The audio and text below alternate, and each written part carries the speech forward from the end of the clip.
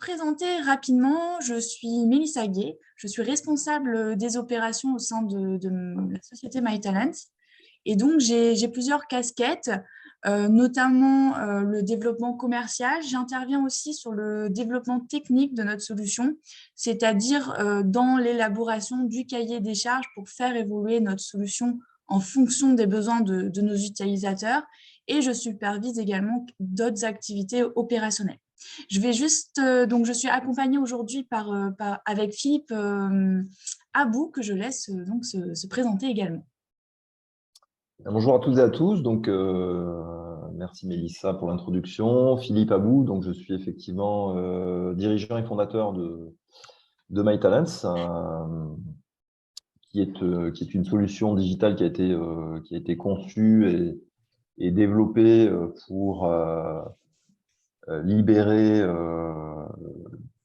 le temps et trouver de nouvelles solutions digitales pour les professionnels de l'accompagnement, des professionnels qui interviennent dans le domaine du bilan de compétences, mais pas que, dans le domaine de l'accompagnement professionnel au sens large, c'est-à-dire le coaching, enfin, Mélissa, tu y reviendras tout à l'heure, l'outplacement ou encore tout ce qui touche à l'accompagnement de l'évolution et de la reconversion professionnelle, qui est un vaste sujet quand on sait que un Français sur deux songe à une reconversion professionnelle, ou encore 72% des 18-34 ans envisagent en 2022 un changement radical de métier. Donc, c'est des chiffres qui sont assez impactants, notamment pour les débouchés qu'on peut retrouver dans nos métiers. Voilà, donc je développerai peut-être tout à l'heure un petit peu tous ces éléments, mais je connais bien le métier aussi de l'accompagnement pour avoir aussi piloté un cabinet, ce qui fait qu'à un moment donné, j'avais effectivement identifié les manques dans le domaine digital par rapport à notre métier et le retard qu'on avait par rapport à la formation. Parce que c'est vrai que les activités de formation ont très rapidement, depuis une dizaine d'années, on va dire, accéléré leur transformation digitale, ce qui vient un peu plus tardivement dans nos métiers, qui sont certes liés sur l'humain, sur la rencontre, les échanges, le face-à-face avec le bénéficiaire. Mais aujourd'hui, on est nécessairement dans un environnement, je dirais, économique, concurrentiel, d'attente également de pratique, qui fait qu'on est nécessairement, on va revenir sur les enjeux, mais on est nécessairement, quand on est professionnel de l'accompagnement, confronté à la fois entre l'objectif de délivrer une prestation de qualité humaine, de proximité, mais en même temps d'innover pour apporter à la fois de la valeur à sa prestation, mais aussi être dans un environnement où le digital est présent partout. Ok, voilà. Merci Philippe. Donc je vous propose aujourd'hui d'échanger ensemble sur 4 sujets. Le premier, c'est les enjeux du digital aujourd'hui auxquels vous êtes confrontés au sein de vos activités en lien avec les accompagnements professionnels.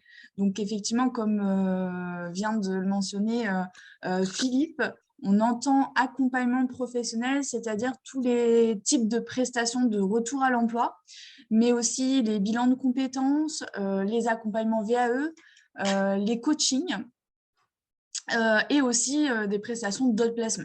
Donc, c'est vraiment l'accompagnement professionnel au sens large. Donc, ça, c'est notre premier point. Donc, on va parler des enjeux du digital.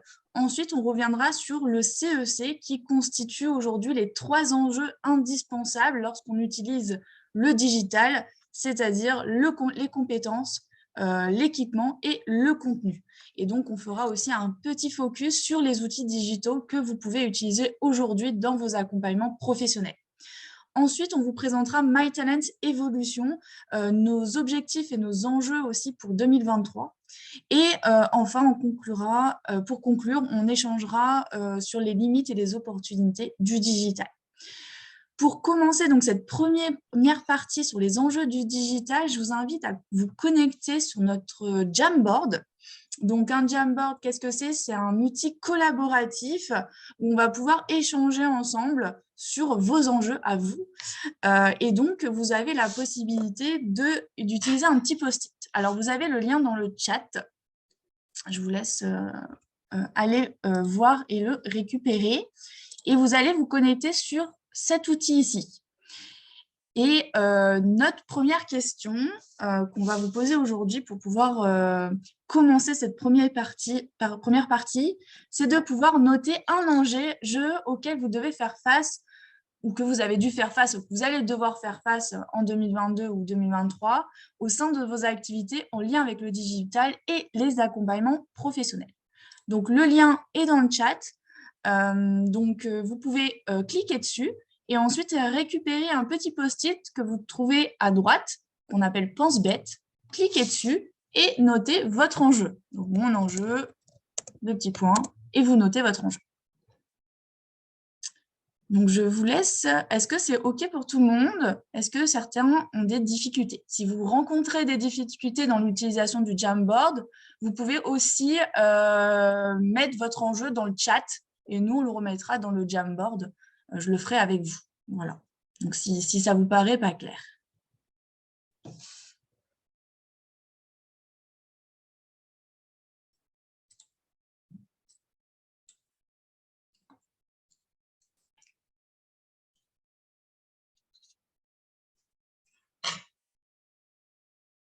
Moi, je vois que certains d'entre vous sont très familiers avec le Jamboard, ou en tout cas, c'est un outil plutôt facile d'utilisation.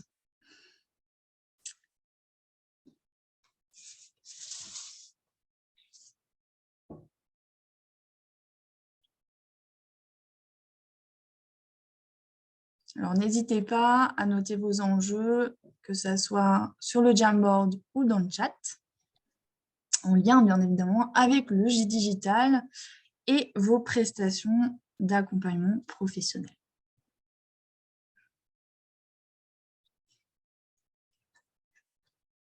OK. On va laisser encore quelques minutes.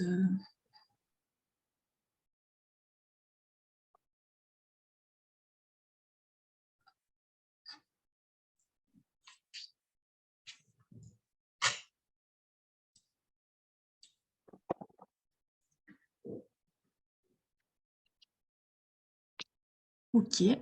Alors, merci en tout cas à vous pour votre participation à ce travail collaboratif. Je vois qu'il y a beaucoup d'idées, beaucoup d'informations.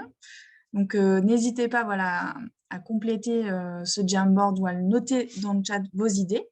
Donc, ce que je peux définir aujourd'hui et ce que je peux lire de ce que vous avez noté. Donc, le premier enjeu, utilisation d'outils digitaux pour agrémenter les bilans de compétences. Effectivement, ça va être notre partie équipement. On va y revenir aujourd'hui. Digitaliser les outils de bilan de compétences, effectivement. Alors, faire travailler les bénéficiaires des bilans de compétences en présentiel, synchrone et en asynchrone, effectivement, ça va être de revoir l'ingénierie des parcours d'accompagnement en s'appuyant sur différentes modalités d'accompagnement, en mixant les deux phases, synchrone et asynchrone. Auto-évaluer mes pratiques digitales dans mes accompagnements. D'accord. Mise en ligne d'une plateforme pour digitaliser tous les outils d'accompagnement, d'accord, en termes d'équipement, faire prendre conscience sur l'erreur de la... Ok, alors là, je n'ai pas très bien compris.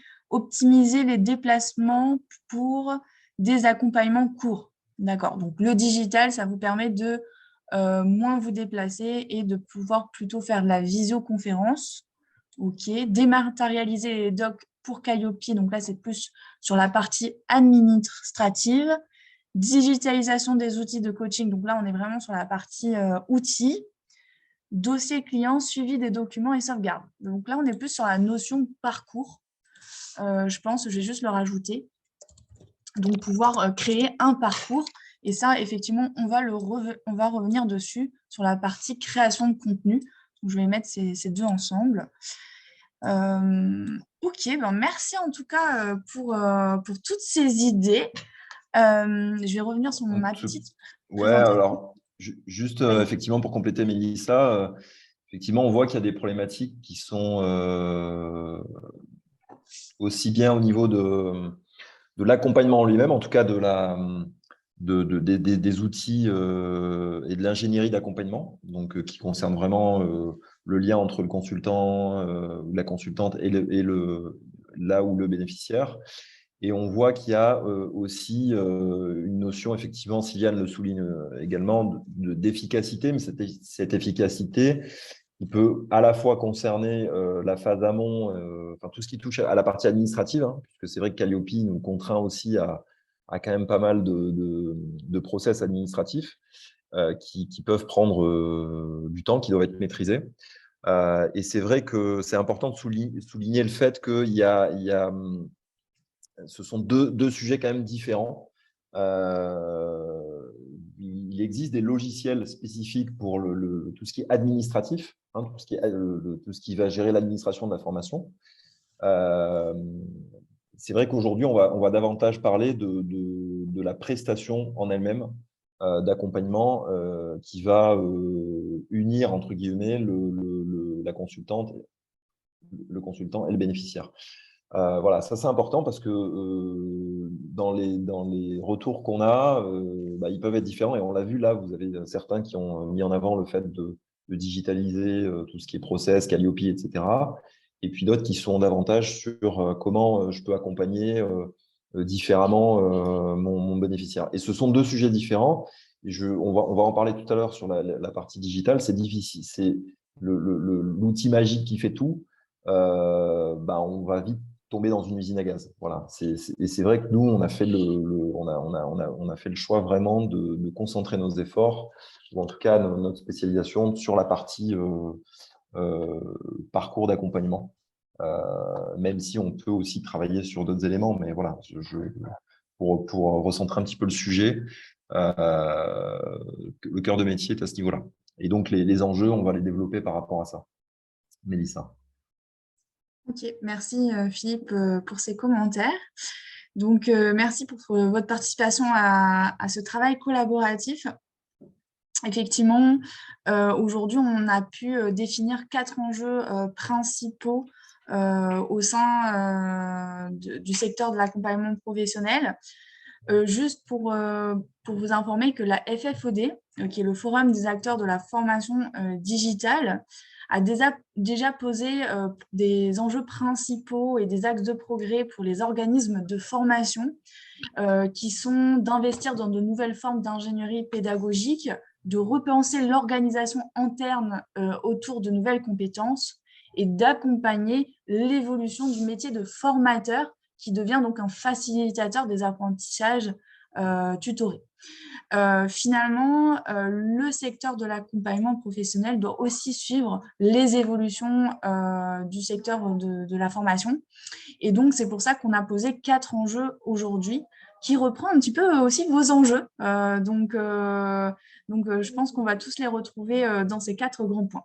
Donc, le premier enjeu étant de pouvoir développer l'ingénierie des parcours d'accompagnement en s'appuyant sur le digital et aussi de repenser les modalités d'accompagnement. Du coup, comme je disais, les métiers de l'accompagnement doivent aussi s'inspirer des innovations, notamment du blended learning qu'on va retrouver en formation et qui mise donc 2 phases. Les phases synchrones, qui sont les temps d'échange en face à face entre consultants et bénéficiaires, et les phases asynchrones, qui sont les phases de travail à distance et qui sont réalisées en autonomie par le bénéficiaire grâce au digital.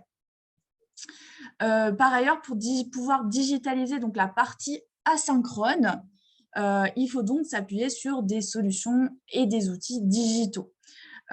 Également, on va retrouver de nombreux outils et de solutions digitales 100% en ligne sur le marché, notamment des solutions d'e-learning qui apparaissent mais qui sont très peu adaptées au métier de l'accompagnement professionnel.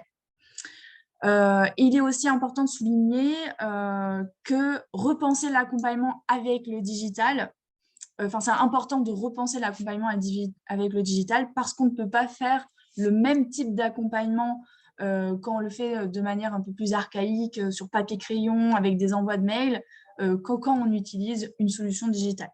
Donc, l'ingénierie va être différente et les modalités d'accompagnement également. Donc, ça, c'est vraiment le premier enjeu.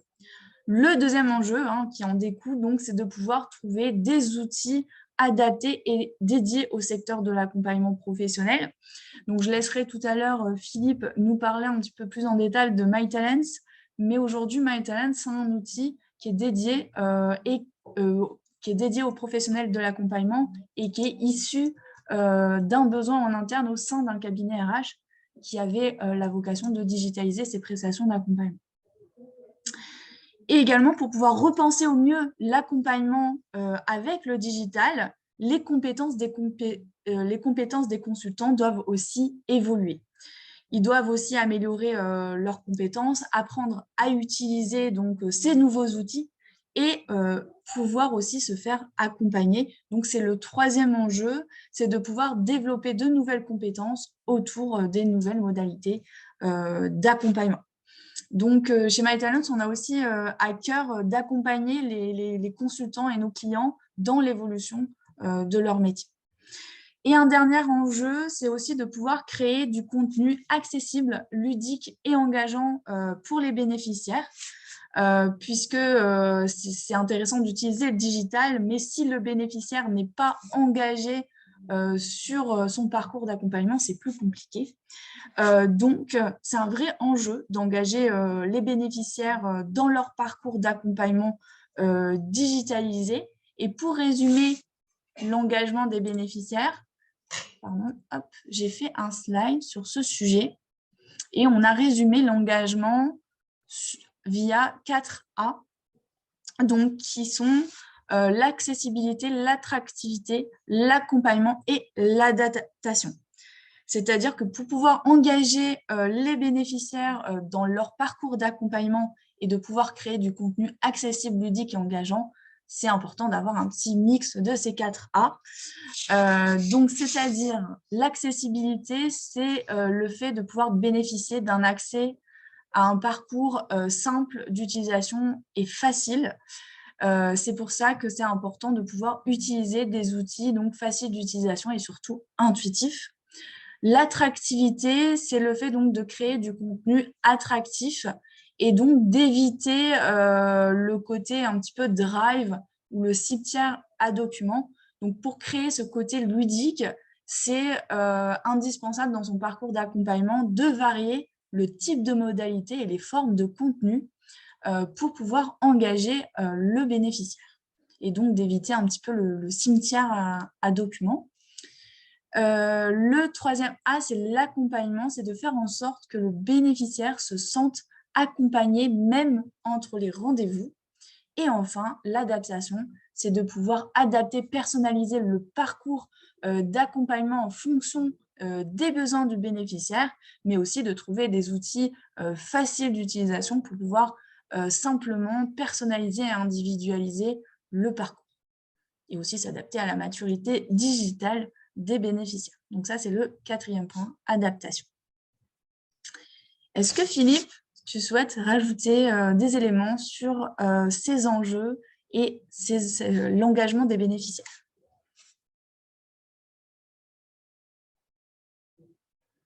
Tu as ton micro coupé. Philippe, on t'entend pas. Ouais, c'est bon. Ok, je ne sais pas, on m'avait désactivé le micro et je l'ai remis. Bon, c'est bon. Oui, donc tu l'avais souligné tout à l'heure, Mélissa, effectivement, on l'a vécu peut-être toutes et tous en formation ou en cours, ce que tu as appelé cimetière document, c'est-à-dire le fait de se dire j'ai des parcours digitalisés, c'est-à-dire que j'ai mis des documents à consulter sur un drive, quoi, en gros. D'une part, en termes de RGPD, tout ce qui touche à Google Drive ou Google Forms, on va dire qu'on n'est pas très réglementaire. Et d'autre part, effectivement, ça va nécessiter beaucoup plus d'ingénierie pédagogique, un peu comme dans le domaine de la formation. Évidemment, si je vais animer une formation en disant oui, on va faire une classe virtuelle et puis à côté, je vais vous déposer des documents que vous allez consulter que ça va pas marcher. Ça va pas marcher puisque il va y avoir un problème d'engagement et de motivation, on va dire, de vos apprenants, si vous faites de la formation, pour donner du sens justement à tout ce qu'on appelle la partie asynchrone, tout ce qui va être fait quand vous n'êtes pas là. Dans l'accompagnement, évidemment, on va s'inspirer de ce qui fonctionne en formation, sauf qu'on n'est pas là pour former des compétences, on est là pour accompagner des parcours et puis potentiellement aussi faire émerger des projets professionnels. Donc la logique est un petit peu différente.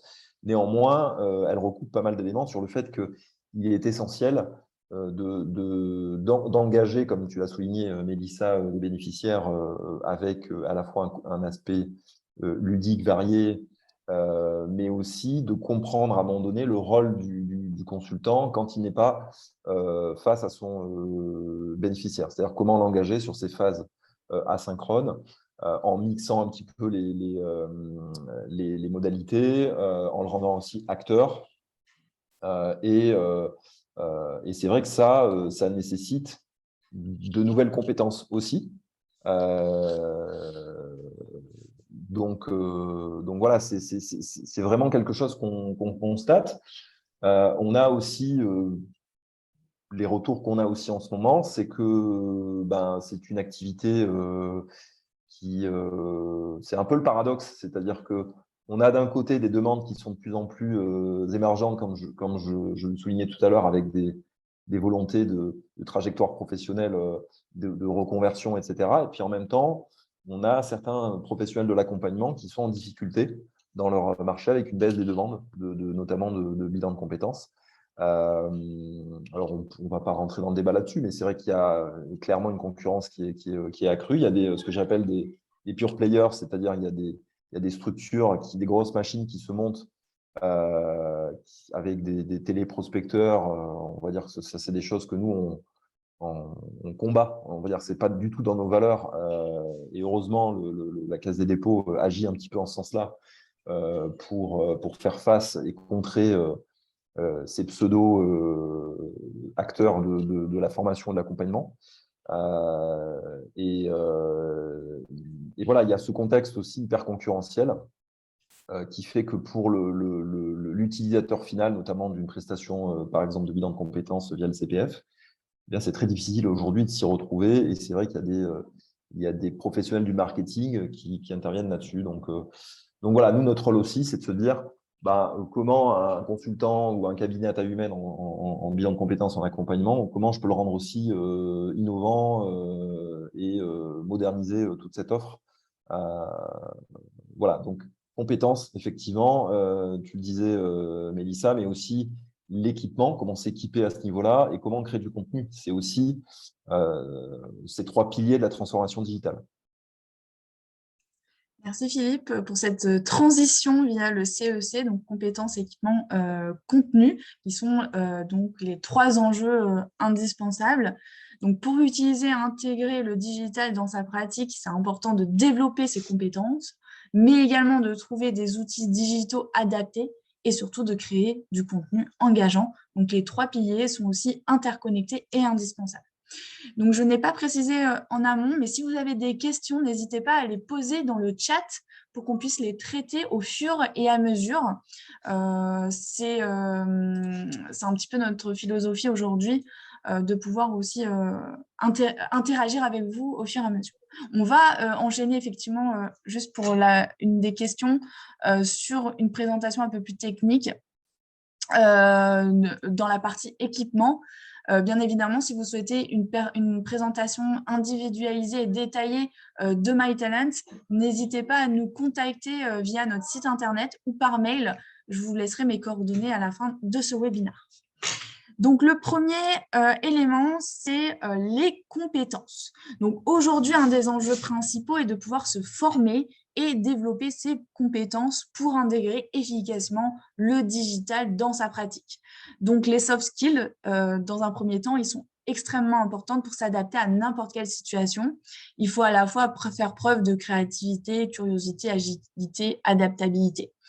Alors, la curiosité, c'est utile aussi pour se tenir informé des nouvelles tendances et des nouveaux outils qui sont adaptés aux accompagnements professionnels. Alors, je ne sais pas si certains d'entre vous ont déjà participé à mon dernier webinaire qui s'intitule « Les outils digitaux et astuces pour donner du PEPS à vos bilans de compétences, accompagnement et coaching ». Mais donc, en tout cas, c'est important de faire de la veille et de participer à ce type de webinaire. Et je vous le laisserai le visionner sur notre site internet si ça vous intéresse en tout cas. Créativité, c'est important aussi pour pouvoir créer du contenu innovant et engageant pour le bénéficiaire. Agilité pour sortir de sa zone de confort et donc adaptabilité pour s'adapter à tout type de situation et pouvoir donc repenser efficacement son parcours en mixant donc des phases synchrones et asynchrones. Il est aussi important de pouvoir se former donc, pour apprendre et utiliser des outils et aussi repenser son parcours. Et c'est pourquoi chez MyTalents, on propose deux types de formations. La première formation, c'est une formation à l'utilisation de notre outil, mais pas que. C'est une formation aussi pour repenser son parcours d'accompagnement avec le digital. Donc, comment bien mixer les phases synchrones, asynchrones, comment bien estimer la durée de la phase asynchrone et quelles sont les différentes modalités, les différents types de contenus qu'on peut intégrer dans un parcours d'accompagnement. La deuxième formation, c'est aussi un accompagnement à la création de contenu. Donc, on forme à des outils créateurs de contenu et on accompagne à la digitalisation du parcours afin de rendre un parcours attractif et complet pour le bénéficiaire et aussi apprendre à créer du contenu via différents outils. Donc, on va passer au cœur du sujet. Je sais que certains d'entre vous sont impatients sur la partie équipement. Donc, je vous invite à retourner sur le Jamboard de tout à l'heure et d'aller sur la slide 2. Donc, tout en haut, vous pouvez glisser sur la slide 2 ici. Et vous allez pouvoir donc intégrer via des petits post-it les outils digitaux que vous utilisez aujourd'hui, vous, dans vos accompagnements. Donc, je vous laisse, Maëlle vient de vous renvoyer le lien du Jamboard. Donc, n'hésitez pas à aller noter les outils que vous utilisez, vous, aujourd'hui, dans le cadre de vos accompagnements. Et si, bien évidemment, vous n'arrivez pas à utiliser Jamboard, vous pouvez toujours le noter dans le chat. Alors, Central Test. Ça, c'est intéressant.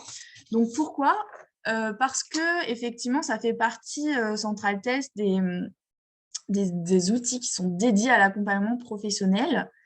Et chez MyTalents, on a vraiment l'objectif de centraliser l'ensemble des outils dont vous avez besoin dans le cadre de vos accompagnements. Et c'est pour ça qu'on a interconnecté MyTalents avec Central Test. Alors, on ne se substitue pas la partie commerciale avec Central Test, même si on a aussi des offres packagées. Mais notre objectif, c'est de vous faire gagner du temps, puisque en un seul clic, vous allez pouvoir intégrer un test à faire passer à votre bénéficiaire dans son parcours d'accompagnement directement. Alors, je peux illustrer un petit peu ça si vous le souhaitez. Hop, je vais vous montrer. Donc là, je suis sur le compte consultant. Et donc, pour les personnes, en tout cas, intéressées par Central Test, je peux me connecter à un parcours. Et dans ce parcours, on a plusieurs modules qu'on retrouve à droite, notamment le module Central Test. Et on peut faire glisser un test Central Test à faire passer dans le parcours d'accompagnement de notre bénéficiaire. Là, en l'occurrence, Sabrine Passot. On va pouvoir sélectionner le test à faire passer. Hop. Par exemple, Profil Pro 2 et confirmer. Et envoyer l'invitation à faire passer le test directement dans le parcours d'accompagnement. Et le bénéficiaire va pouvoir faire son test Central Test. Et vous, en tant que consultant, vous allez pouvoir récupérer le rapport du bénéficiaire directement ici dans l'onglet Central Test. Et également, mettre à disposition le test ou non au bénéficiaire en cochant une petite case qui demande souhaitez-vous mettre à disposition le rapport et vous pouvez mettre oui ou non. Donc, voilà pour ces outils donc, qui sont interconnectés à MyTalents. Alors là, oulala, il y a plein de... Ça a afflué d'outils. Alors, on va avoir Zoom, Teams, Zoom. Donc, ça, c'est plutôt des outils qui sont liés au distanciel, donc c'est-à-dire à la phase synchrone. Donc, on va avoir Central Test, effectivement. Explorama, ça, c'est intéressant. C'est sur la partie métier, il me semble. Parcoureo aussi. C'est ça? Parcoureo aussi, tu peux rajouter dans la Ouais, famille Explorama, des Parcoureo. tests, ouais, Central Test, Explorama, Parcoureo. Teams, test en ligne, hop, Central Test, Drive, ok, ça on va le mettre ailleurs. Parcoureo, ouais, hop, ça va ensemble. Mise à jour sur mon propre site, carte, questionnaire, d'accord, Visio, OneDrive. Ok, donc là les drives, je les mets ensemble. Hop. Ok, donc là je vais revenir sur mes petites slides pour faire un petit point sur tous ces différents outils. Hop. Bon, merci en tout cas. Hein. On voit que du coup, vous utilisez déjà plein d'outils digitaux. C'est vrai qu'aujourd'hui... Tu reviens pas dessus, non? Oui, je vais revenir dessus. Ah oui, pardon. Ouais, j'ai juste en fait classé dans différentes catégories tous ces outils. Effectivement, aujourd'hui, on a la chance de pouvoir compter sur énormément de logiciels, d'applications qui sont accessibles sur Internet et donc nous permettent de faire gagner du temps. Et donc, moi, j'ai classé tous ces outils dans différentes catégories. Et donc, ça va me permettre de revenir sur l'ensemble de ces outils-là.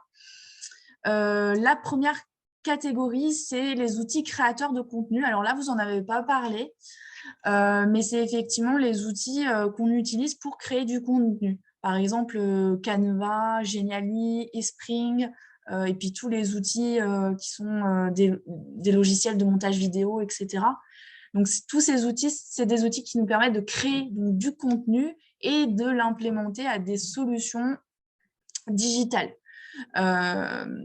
Ensuite, effectivement, on va avoir des outils qui sont dédiés au distanciel. Donc ça, c'est la quatrième catégorie. Donc là, vous l'avez bien mentionné, que ça soit des Teams, des Zoom ou des outils intégrés de visioconférence. Donc ça, c'est tous les outils que vous pouvez utiliser en visioconférence pour faire vos accompagnements à distance. Ensuite, on va avoir les outils qui sont dédiés à l'accompagnement professionnel. Donc, comme les tests de personnalité, donc avec Central Test. Donc, j'ai fait un petit focus Central Test sur MyTalents, où en fait, on peut intégrer les tests Central Test directement sur la solution. Mais également, on va avoir tous les outils qui sont dédiés à la recherche d'emploi. Par exemple, pour créer son CV, son tableau de candidature, rechercher des offres d'emploi. C'est des outils qui peuvent donc être utiles dans le cadre d'accompagnement et de prestation de retour à l'emploi. Et aussi, on va avoir des outils spécifiques comme Explorama et Parcoureo. Également, on a les outils qui sont ludiques et interactifs qui nous permettent finalement de créer de l'interactivité et rendre le parcours ludique. Donc, on va retrouver des outils comme Kahoot, qui est un outil qui permet de créer des quiz et de challenger les bénéficiaires. Je ne sais pas si vous connaissez. Koggle, qui nous permet de créer des cartes mentales collaboratives. Et Genially, par exemple, qui nous permet de créer des présentations aérées, interactives. Et on peut aussi même créer des petits jeux, des petits escape games et les assembler à la présentation, ce qui rend un côté vraiment ludique. Voilà pour un petit peu tous les outils. Effectivement, de manière plus traditionnelle, on va avoir les échanges de mails et le Drive. Alors, juste un petit point RGPD pour le Drive. Faites attention avec l'utilisation de la suite Google, que ce soit Google Forms ou Google Drive, puisque c'est des outils qui sont peu sécurisés en termes de RGPD. Voilà. Et ensuite, on va avoir une autre catégorie qui sont les solutions digitales comme MyTalents, qui permet vraiment de centraliser l'ensemble des outils et d'être le point de contact avec votre bénéficiaire. Donc, je vais laisser Philippe, en tout cas, revenir sur l'ensemble de ces outils et surtout nous expliquer qu'est-ce qu'on fait chez MyTalent. Alors, effectivement, bon, je vais pas revenir sur l'intégralité des outils, mais si tu veux revenir peut-être, tu as prévu de revenir sur le Jamboard du coup ou... Voilà, juste qu'on revienne un peu là-dessus. Bon, effectivement, souvent, on a ce type de retour, c'est-à-dire qu'on a des professionnels qui utilisent à la fois la visio, c'est logique, ça a explosé pendant le Covid, et du coup, c'est quand même resté. Ce sont des outils aujourd'hui que tout le monde utilise, comme lors de ce webinaire. Donc, ces outils synchrones de connexion qui nous permettent de faire des accompagnements à distance ou on va dire mixte, hein, si effectivement le bénéficiaire ne peut pas se déplacer ou le consultant éventuellement, le conseiller ne peut pas se déplacer. Donc voilà, ça c'est évidemment très très largement utilisé. Ensuite, pour la dématérialisation, on va dire, de questionnaires, de choses comme ça, on a l'utilisation de Drive. Alors Mélissa, tu es revenu sur le fait que effectivement des outils comme Google Drive ne sont pas hébergés en Europe, donc ça pose quand même une problématique en termes de RGPD. Et pour le reste, on a tout ce qui est test. Alors, il y a plusieurs éditeurs, hein, Central Test étant le leader en France, et également des outils d'accompagnement sur l'orientation, type parcours EO, etc. Donc, c'est vrai que le fait de multiplier les outils, on s'est rendu compte aussi qu'on peut perdre le bénéficiaire à le connecter une fois sur un Drive, ensuite sur Teams, ensuite sur Central Test, etc. Et c'est vrai que c'est difficile de trouver une certaine cohérence. Donc, c'est aussi ce qui a fait qu'on a souhaité développer une solution qui soit convergente et qui puisse agréger, on va dire, un certain nombre d'outils, que ce soit la visio, puisque vous allez avoir, voilà, comme le montre Mélissa, on va peut-être se connecter à l'espace consultant, voilà. Et donc, sur mon espace, je vais pouvoir retrouver déjà l'intégralité de mes bénéficiaires, proposer un rendez-vous en visio. Comme l'a montré tout à l'heure Mélissa, faire passer une évaluation en ligne, mais digitaliser aussi l'intégralité du parcours d'accompagnement en intégrant des rendez-vous, en les configurant. Donc, tout ça, le bénéficiaire va pouvoir les retrouver. En intégrant également du contenu digital qui sont des questionnaires avec voilà, où on va pouvoir retrouver tout un choix de questions ouvertes, questions à choix multiples, liste déroulante, échelle de mesure, etc. Donc, qui permettent de mixer un petit peu les questionnaires et de tout retrouver et que le bénéficiaire puisse les passer directement sur son smartphone, son ordinateur ou sa tablette, et d'avoir en temps réel l'avancement de l'accompagnement effectivement sur cette plateforme, sachant que tout est 100% personnalisable. C'est-à-dire que vous allez pouvoir créer vous-même, évidemment, vos propres parcours, vos propres questionnaires, et les avoir uniquement pour vous, ou les partager également à d'autres personnes dans votre cabinet ou votre organisme, si vous êtes plusieurs. Donc, ça va générer de la transversalité. Et donc également fournir également tout un contenu de ressources pour vos bénéficiaires qui sont des vidéos, des PDF, etc., consultables, des liens web pour lui permettre d'avoir accès à un certain nombre de ressources pour agrémenter son accompagnement. Donc du coup, voilà, ça va permettre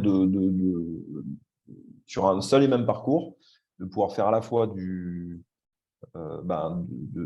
centraliser ses rendez-vous, qui sont en présentiel d'ailleurs ou à distance avec une visio qui est directement intégrée, donc pas besoin d'utiliser Zoom ou autre. Donc c'est une visio 100% sécurisée. Et puis également de mettre en avant tout le contenu d'accompagnement et puis de l'extraire aussi, de fournir aussi à son bénéficiaire par un export tout ce qu'il a fait au niveau de l'accompagnement. Voilà. Donc voilà un petit peu La première finalité, c'est de digitaliser l'intégralité de ses parcours, bilan modulaire, accompagnement vers l'emploi, coaching, etc.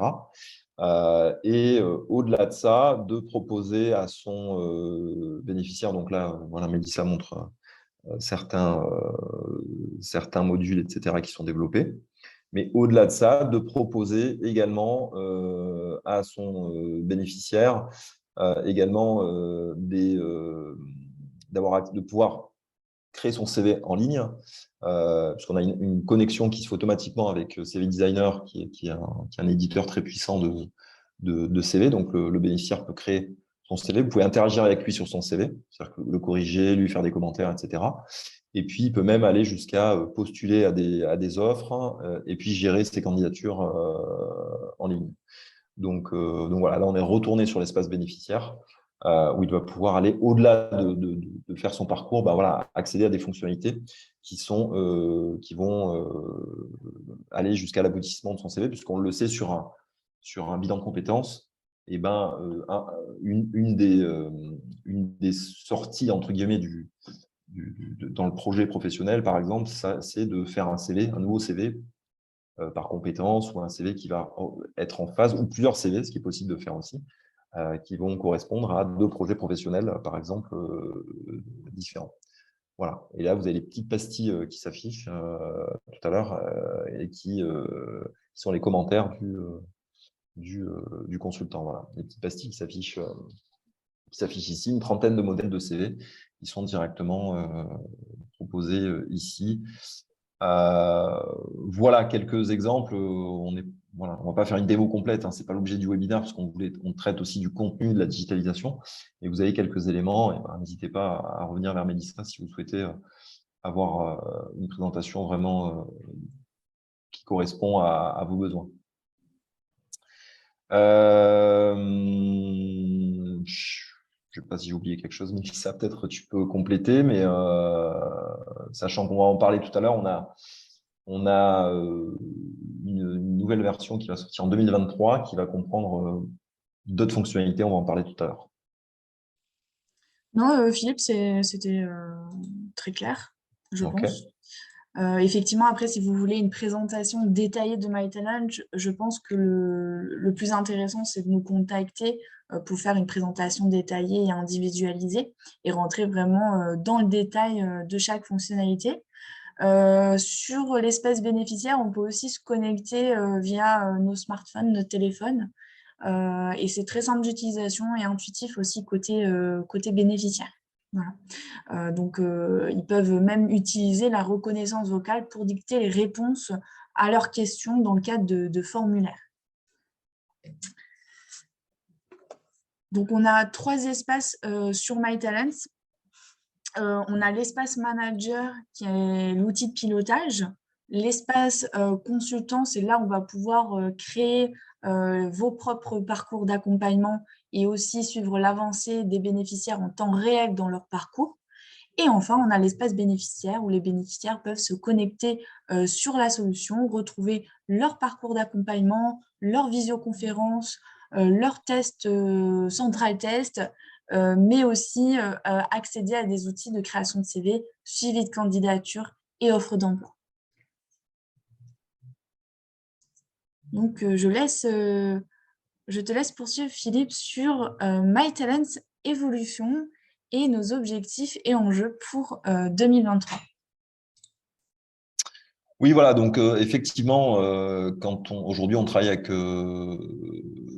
250 consultants en France et une soixantaine de structures, soixantaine de cabinets dans toute la France. Donc c'est vrai qu'on est en contact par des ateliers utilisateurs mensuels et puis par les échanges quotidiens qu'on a avec eux. Et c'est vrai que c'est important de noter aussi toutes les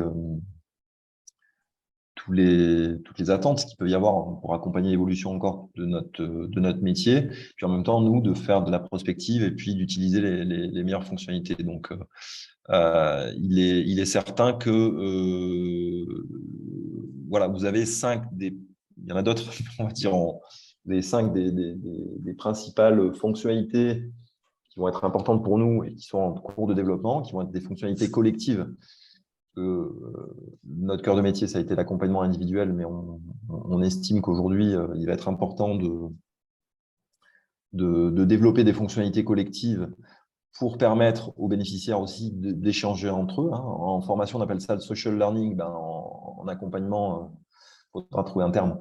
Mais en tout cas, je pense que c'est aussi important de décloisonner aussi, et de ne pas limiter l'accompagnement à une démarche individuelle, y compris sur la partie digitale. On travaille aussi beaucoup sur la notion de compétence, puisqu'il est évident qu'aujourd'hui, c'est quand même au cœur du réacteur et on a l'ambition de pouvoir développer une plateforme où on puisse à la fois travailler sur l'extraction des soft skills et des hard skills, donc compétences liées plutôt à la personnalité et d'autres métiers, et puis de les mettre aussi en relation avec des fiches métiers, avec aussi des offres d'emploi. Donc, vous imaginez que ce n'est pas une mince affaire, mais c'est quelque chose qui, pour nous, est très important et qui va venir augmenter aussi le niveau d'accompagnement et encore une fois, rentrer en adéquation aussi avec notre objectif de convergence, c'est-à-dire de se dire qu'on a une solution qui permet de gérer à peu près tout pour tout type d'accompagnement professionnel. Des parcours optimisés avec de nouvelles fonctionnalités encore plus interactives et qui vont permettre aussi de faire encore plus de choses variées et ludiques, voilà, pour augmenter encore l'engagement des bénéficiaires et l'attractivité des parcours.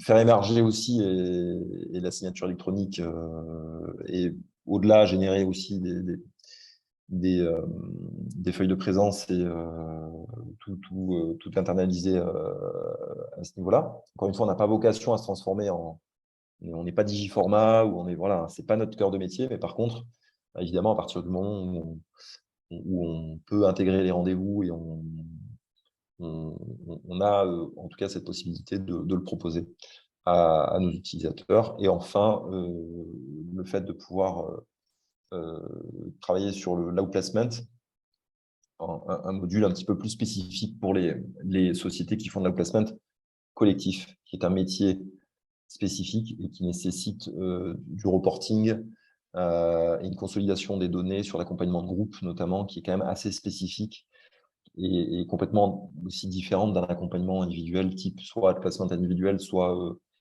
bilan de compétences. Voilà. Donc, voilà, dans les grandes lignes, ce vers quoi on travaille. Donc aujourd'hui, on est une dizaine de personnes chez MyTalents avec de la R&D qui est basée en France, chez nous, dans le sud de la France, donc développement. Et également des psychologues du travail, des consultants dans les mêmes bureaux qui nous permettent aussi d'avoir une approche métier qui est assez poussée et d'être au plus proche des besoins de nos utilisateurs. Voilà. Il y avait une question aussi tout à l'heure sur la notion de sécurité de données. Effectivement, nous, en termes d'hébergeurs, on est en Europe et effectivement, c'est complètement compatible RGPD. Vos données sont cryptées, sécurisées et ne sont pas accessibles. Voilà. C'est même un hébergeur français, puisqu'on est chez OVH. Ouais. Tout à fait. Voilà. Donc, oui, toutes les données sont effectivement cryptées, ce qui permet de les sécuriser. Après, toutes vos données, c'est votre propriété intellectuelle également sur MyTalents. C'est-à-dire que nous, on fait en sorte qu'elles soient sécurisées. Après, c'est à vous de les gérer correctement et d'être conforme RGPD également. Il y a aussi un élément qui est important, c'est qu'il y a aujourd'hui 20 parcours qui sont fournis dans la solution et qui permettent donc soit d'avoir une plateforme qui est directement opérationnelle, c'est-à-dire qu'on peut utiliser déjà des parcours qui sont créés sur du bilan de compétences, de l'accompagnement à la recherche d'emploi, du coaching, des petits modules de gestion de développement personnel. Donc, soit de les utiliser effectivement clé en main, soit de les customiser un petit peu et de les modifier. Et ça, c'est régulièrement, vous avez des nouveaux parcours qui s'ajoutent, qui sont inclus dans la solution. Et ça, c'est souvent apprécié, on va dire. Et ça peut être utilisé donc directement auprès des bénéficiaires.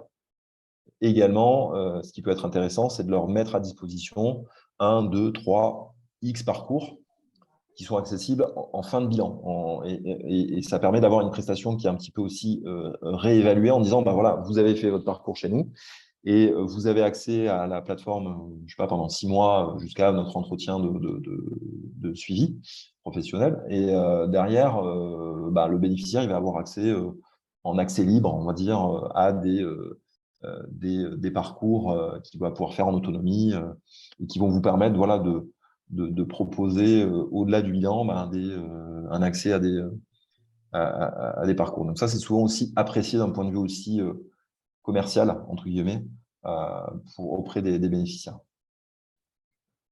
Ok, merci Philippe. Donc ça nous fait là une bonne transition sur, sur notre troisième point, hein, qui est le contenu. Donc le CEC, hein, compétences, équipement, contenu. Donc notre dernier point, c'est le troisième C, contenu. Donc pour bien les 3 enjeux, donc c'était compétences, équipement, contenu. Donc c'est important de créer du contenu attractif et innovant, donc c'est essentiel. Et donc, il y a plusieurs solutions qui s'offrent à vous pour créer du contenu. La première solution, on le fait souvent, hein, clairement, mais on ne met pas de terme dessus, c'est de pouvoir récupérer du contenu existant en faisant de la curation. Donc, par exemple, on va pouvoir récupérer du contenu, par exemple des vidéos YouTube qu'on trouve intéressantes et qu'on va intégrer dans notre parcours. Ça s'appelle de la curation.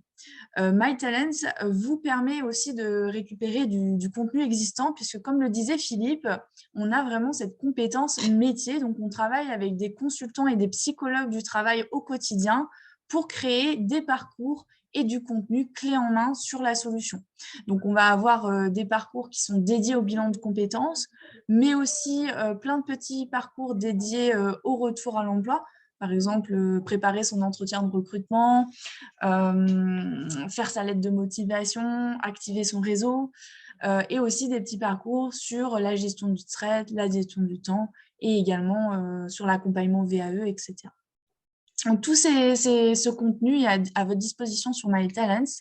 Et vous avez donc la possibilité de faire de la curation, donc de récupérer ce contenu existant pour le personnaliser, l'adapter et le réutiliser dans vos propres parcours.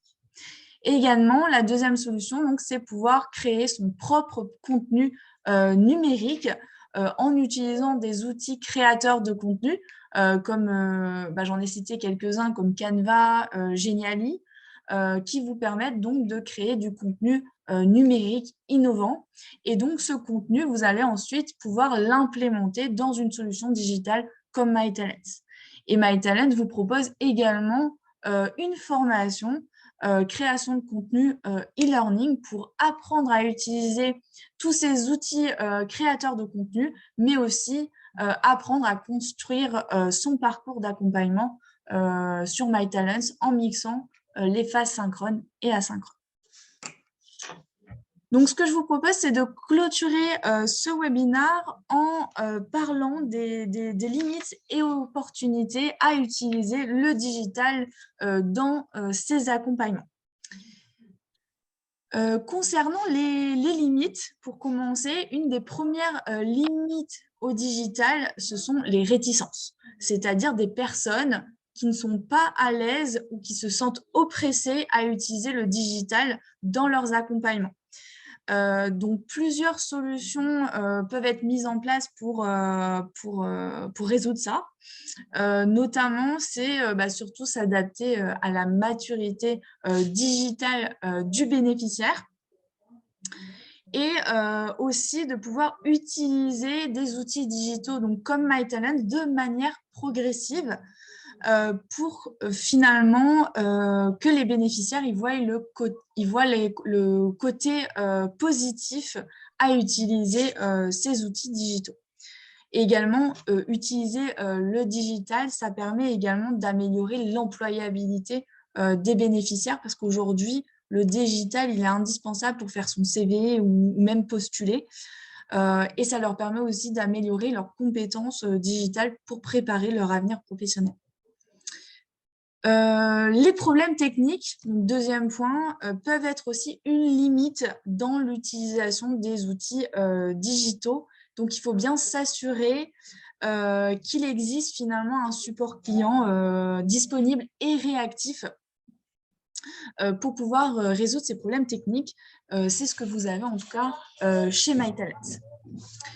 Une autre limite, donc nous l'avons vu quand on parlait du contenu et sur la création des parcours engageants, c'est le fait finalement de créer un parcours qui est peu attractif et peu engageant pour les bénéficiaires.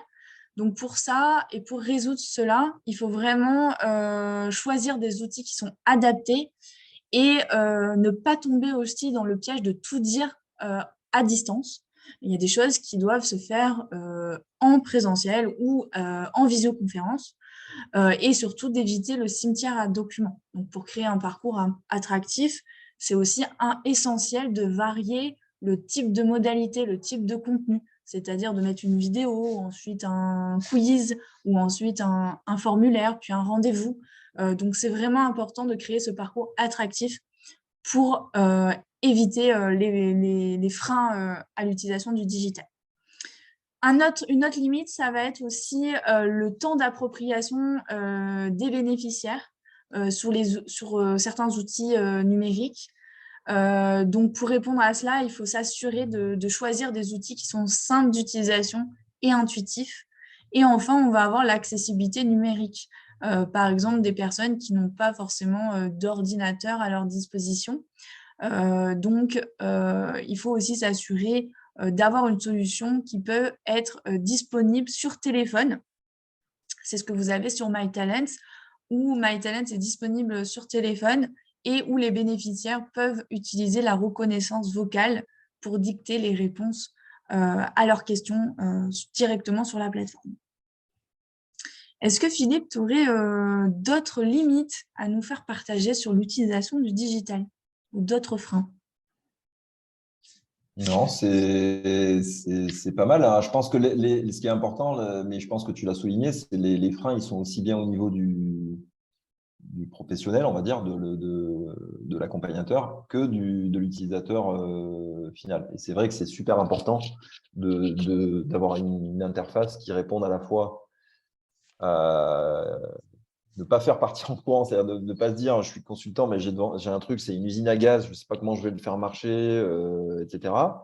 Et puis, l'utilisateur final, votre client, de se dire il a quelque chose en main qui n'est pas du tout utilisable, etc. Donc, c'est pour ça que c'est important aussi de s'approcher aussi de ce qu'on peut retrouver, vous voyez, sur un téléphone dans les réseaux sociaux ou quand je vais sur ma banque, etc., de reprendre certains codes très simples, des menus très simples, de manière à ce que ça soit accessible à tout le monde et à toute personne, je dirais qu'elle soit âgée de 20 ans, donc digital native, ou sans avoir d'a priori, voilà, à quelqu'un que vous accompagnez dans le cadre d'un départ en retraite, ou etc., voilà, d'un profil plus senior, qui aura peut-être statistiquement, hein, encore une fois, pas d'a priori, moins de facilité à utiliser le digital voilà, dans ce cadre-là. Ça, c'est super important.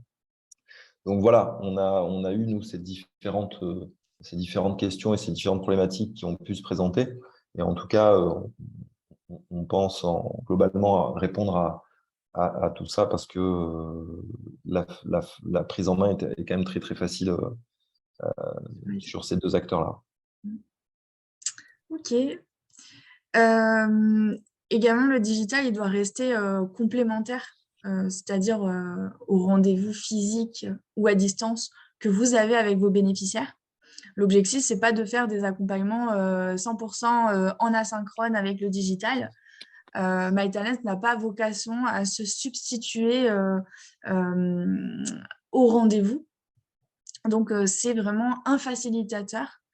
Ça, c'est une idée reçue, effectivement. C'est une idée reçue qu'on a aussi souvent, ou une résistance qui fait que digital égale déshumanisation ou tout à distance. Ce n'est pas un produit de substitution. Ça ne remplace pas tout le travail, la compétence du consultant. Au contraire, ça vient, si c'est bien utilisé, ça vient la compléter, ça vient l'augmenter. C'est ça le but et c'est ça notre sens aussi en termes d'action. Exactement, ce qui fait une bonne transition sur les opportunités. Donc, comme disait Philippe, il faut que le digital ne va pas se substituer à votre propre valeur ajoutée. Vos compétences de consultant, c'est uniquement un facilitateur au sein des accompagnements professionnels. Comparé aux idées reçues, justement, le digital permet plus de proximité entre les rendez-vous parce que finalement, vous allez rester en lien avec votre bénéficiaire à travers une solution digitale et ce qui va permettre aussi de fluidifier les échanges. Également, MyTalents, par exemple, grâce à MyTalents, on va éviter de s'envoyer plein d'emails avec plein de pièces jointes. On va éviter aussi d'imprimer des documents ou des classeurs entiers, ce qui peut aussi être bien pour l'écologie. Donc, moins de papier et moins de mails envoyés, on pollue un petit peu moins. La personne accompagnée va également être plus engagée avec le digital puisqu'il va se sentir plus autonome. Il va pouvoir aussi réfléchir à son rythme sur toute la phase de réflexion. C'est ce qu'on nomme ATAWAD, c'est-à-dire Anytime, Anywhere, Any Device. C'est permettre finalement d'avoir une certaine accessibilité des données et permettre aux bénéficiaires d'avoir accès à MyTalents n'importe où, n'importe quand et sur n'importe quel appareil. Concernant les opportunités, finalement, l'utilisation du digital en général, ça permet de gagner du temps, à moins d'être bien formé aussi, parce que développer ses compétences, c'est important aussi pour pouvoir gagner du temps. Mais globalement, l'utilisation d'une plateforme digitale vous permet aussi de se concentrer sur l'essentiel, et c'est-à-dire sur votre métier et vous concentrer sur les relation avec le candidat. Voilà, avec le bénéficiaire. Également, une fois que vous avez créé les parcours d'accompagnement, par exemple sur une plateforme digitale, vous allez pouvoir les réutiliser, les améliorer. Et donc, c'est aussi un gain de temps au quotidien. Par ailleurs, je dirais que tous les bénéficiaires, enfin la plupart en tout cas aujourd'hui, ils sont de plus en plus habitués au digital. Qui n'a pas aujourd'hui regardé par exemple une vidéo YouTube pour se renseigner sur un sujet. Donc le digital, il fait partie intégrant de nos quotidiens, notamment pour se former ou pour réfléchir sur différents projets. Donc ça paraît normal finalement que l'accompagnement professionnel suive ces évolutions et intègre le digital dans les prestations d'accompagnement. Donc c'est aussi satisfaisant pour l'apprenant puisqu'il va pouvoir aussi faire un parcours ludique, attractif, engageant. Notre objectif, c'est aussi de pouvoir centraliser l'ensemble des outils dont vous avez besoin sur un même support, sur une même solution, ce qui permet aussi une clarté et une facilité d'utilisation côté bénéficiaire, puisqu'il va retrouver tous les outils dont il a besoin dans le cadre de son accompagnement sur une et même solution. Voilà, globalement, on va retrouver de nombreuses opportunités à l'utilisation du digital. Je ne sais pas si, Philippe, tu veux compléter ces opportunités? Non, écoute, j'ai commencé j'ai posé une petite question dans le chat pour savoir s'il y a des questions, évidemment, parce qu'on a gardé un petit peu de temps pour prendre les questions qu'on peut prendre soit à l'écrit, soit même je vois qu'on est quand même en une grosse quinzaine de personnes, donc on peut prendre même des questions à l'oral, ça sera peut-être un peu plus vivant. Si les personnes veulent intervenir, alors vous pouvez lever la main éventuellement avec le menu qui est en bas, ou s'il y a une question spontanée, on va la prendre comme ça avec plaisir. Ou dans le chat pour les timides.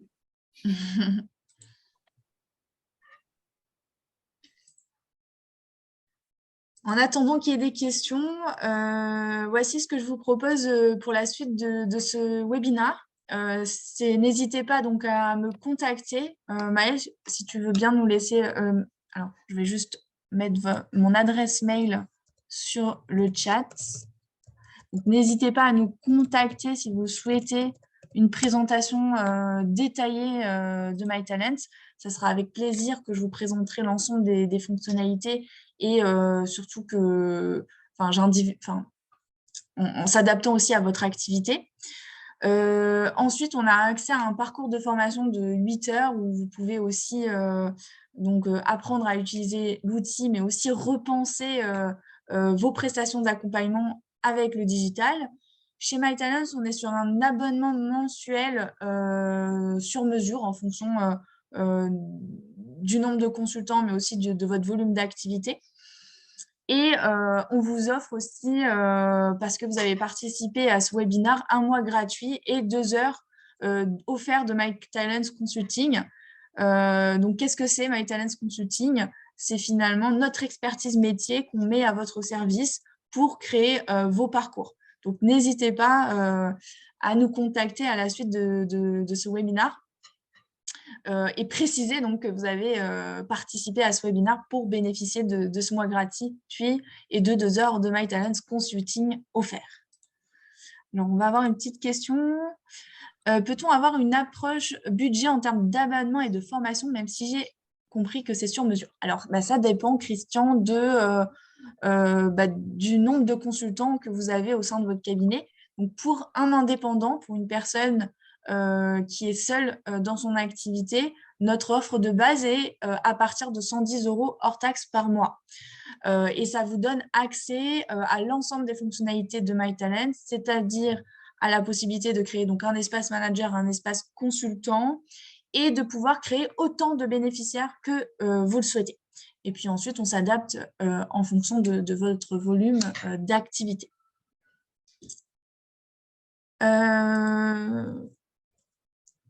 Pour mes coordonnées, les voici. Donc, n'hésitez pas à me contacter par mail. On reste aussi joignable par téléphone et vous pouvez aussi accéder à notre site internet si vous souhaitez aussi prendre contact avec nous. Est-ce que vous avez des questions ou est-ce qu'on a répondu à l'ensemble de vos questions? Alors, oui, je veux bien poser une question. Oui. Merci. Je m'interrogeais en termes d'accessibilité pour les personnes malvoyantes ou des personnes qui sont aussi en situation, enfin, sont illettrées. Est-ce que vous avez des parcours adaptés pour ce type de profil ou est-ce que c'est à nous de créer un contenu et un parcours adapté? Alors ça, c'est une très bonne question. Merci Nathalie. Donc, effectivement, le sujet de l'handicap, ça fait partie de nos préoccupations.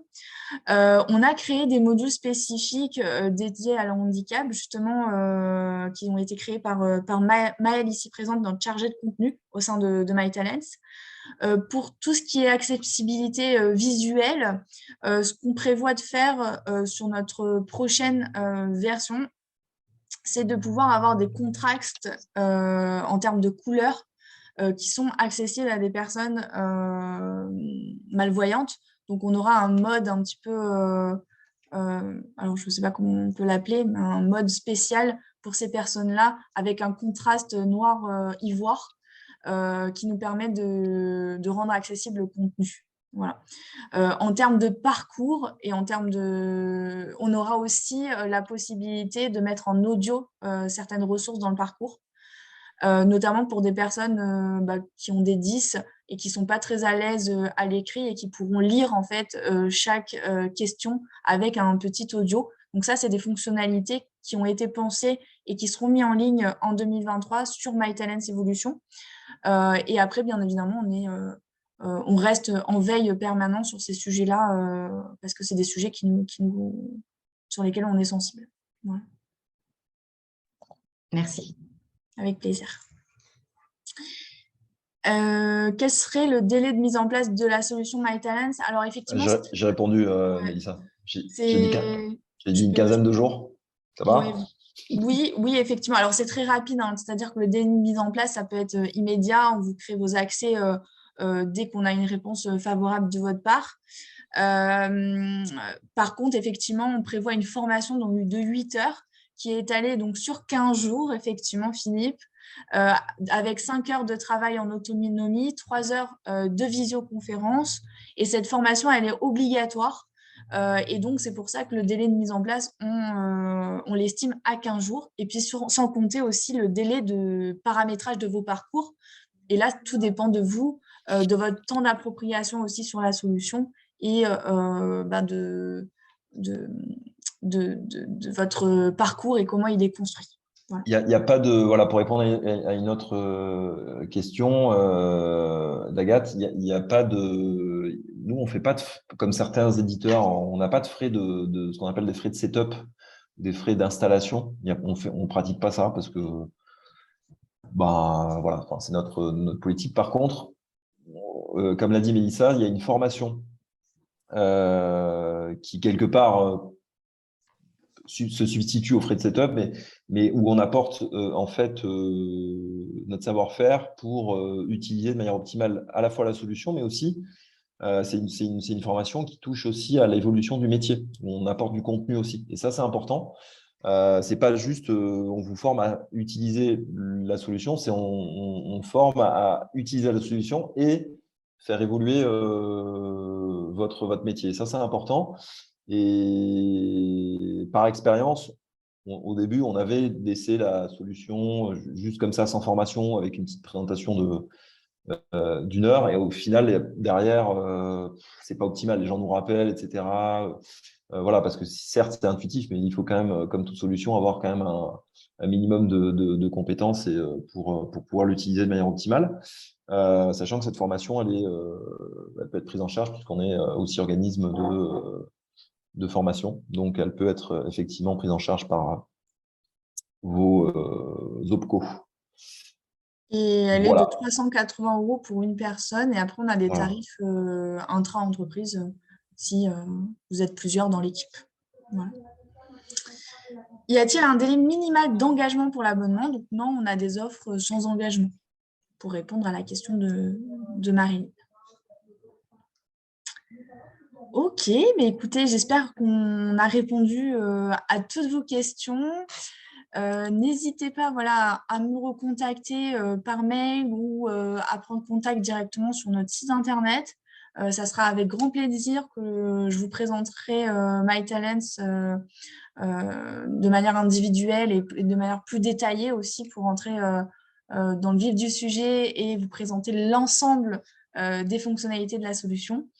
Et en tout cas, je vous remercie pour votre participation et aussi votre participation à notre Jamboard et pour toutes vos questions. Et merci à Philippe aussi pour son intervention.